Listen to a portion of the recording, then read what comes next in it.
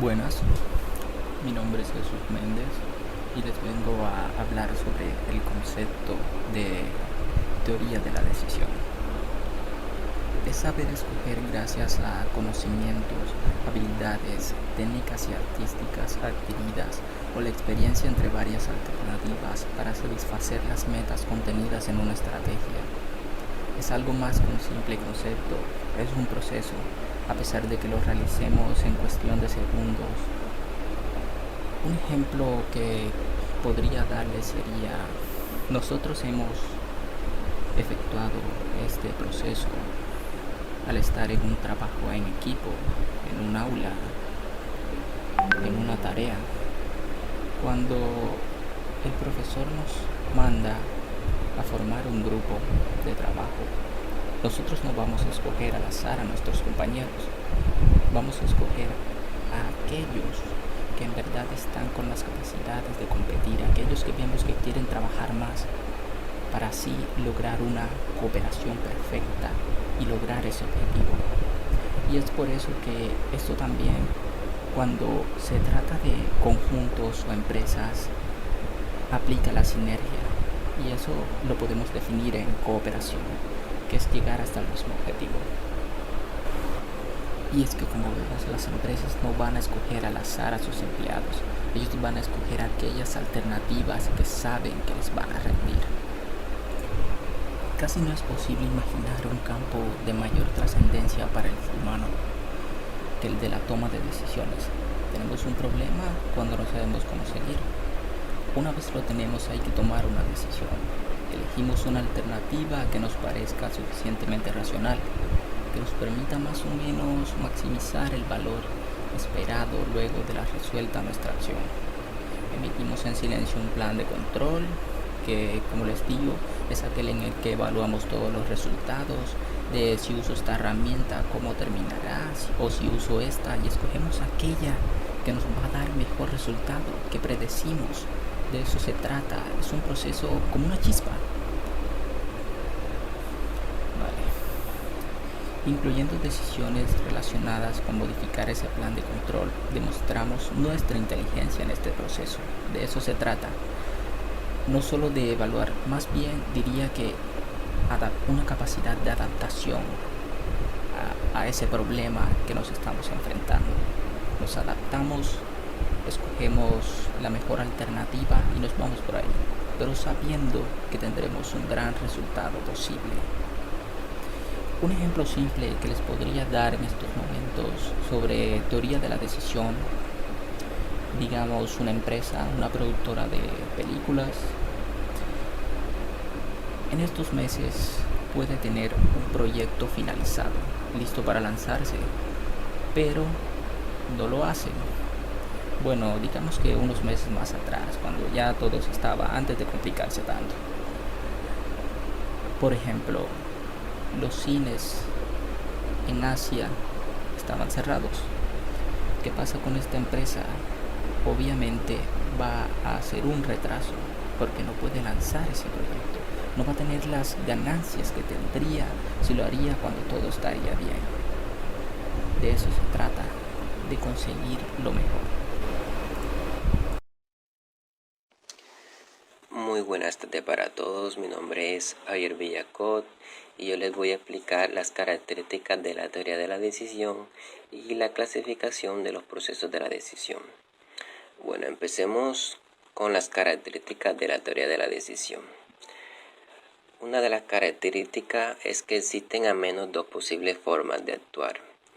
La primera es la alternativa. Como todos y cada uno de nosotros pasamos los días y las horas de nuestra vida teniendo que escoger entre dos o más alternativas de nuestra preferencia. La otra es las acciones, que es cuando la persona analiza para escoger la acción que de entre un grupo de acciones le conduce a la mejor decisión de sus preferencias. Estas son excluyentes entre sí, de manera que la actuación según una de ellas imposibilita a cualquiera de las restantes. Otra característica es que mediante el proceso de decisión se lleva a cabo una alternativa, que es la que se ha escogido y se lleva a cabo.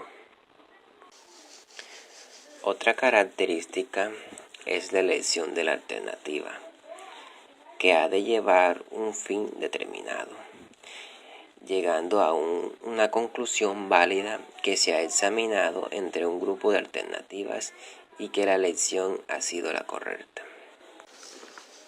Bueno, terminando con las características, nos pasamos a la clasificación de los procesos de la decisión. Los procesos de decisión se clasifican de acuerdo al grado de conocimiento que se tenga sobre el conjunto de factores o variables no controladas por el decidor y pueden tener influencia sobre el resultado final. Esto se conoce como ambiente o contexto.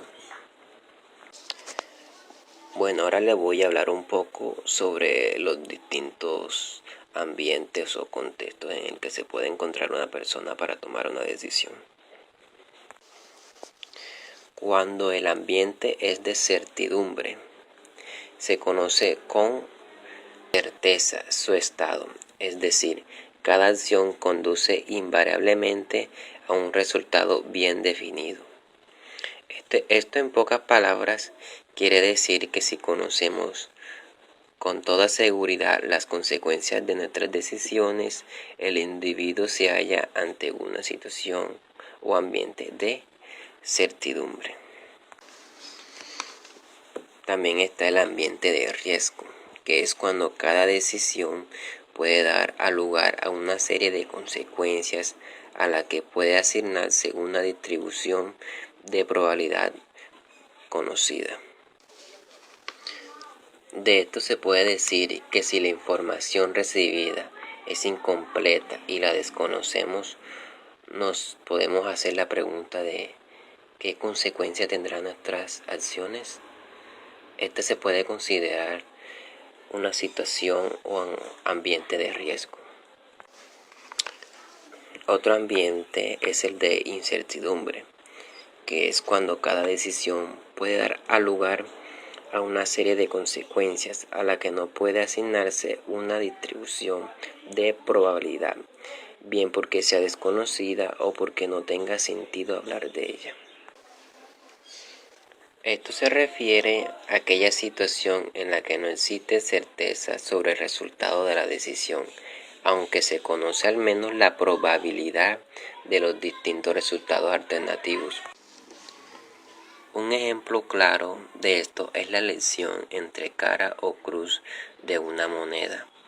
Desconocemos de antemano el resultado, pero conocemos la probabilidad objetiva de dos alternativas. Las situaciones de incertidumbre se caracterizan, en cambio, por el hecho de que no solo desconocemos el resultado final, sino que podemos predecirlo tampoco en términos de probabilidades objetivas. Bueno, esto fue todo lo expuesto por mi persona. Muchas gracias. Buenos días, mi nombre es Diego Argumedo. Yo le voy a exponer lo que son las fases de la teoría de la decisión. Dentro de las fases de la teoría de la decisión encontramos las siguientes. Predicción de las consecuencias. Esta actuación deberá basarse en experiencia y se obtiene por introducción sobre un conjunto de datos.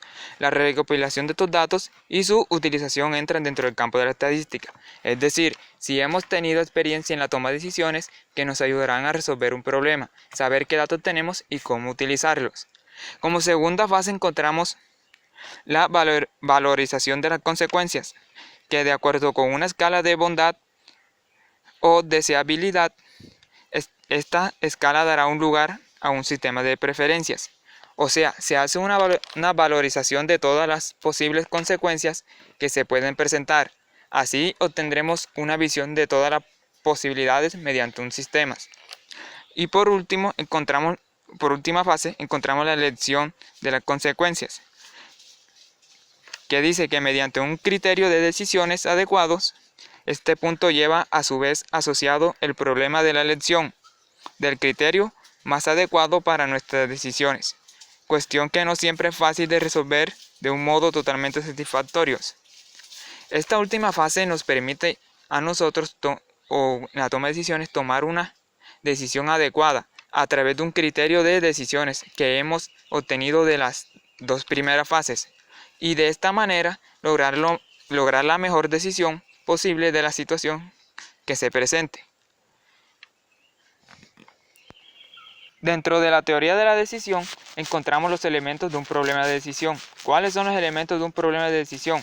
Entre ellos tenemos el decisor, que es el encargado de realizar las decisiones de la mejor forma de actuar de acuerdo con sus intereses. Como segundo tenemos las alternativas o acciones, que son las formas diferentes de actuar posibles entre las cuales se seleccionará una. Como tercero encontramos los posibles estados de la naturaleza, término mediante el cual se designan a todos aquellos eventos futuros que escapan al control del decisor y que influyen en el proceso.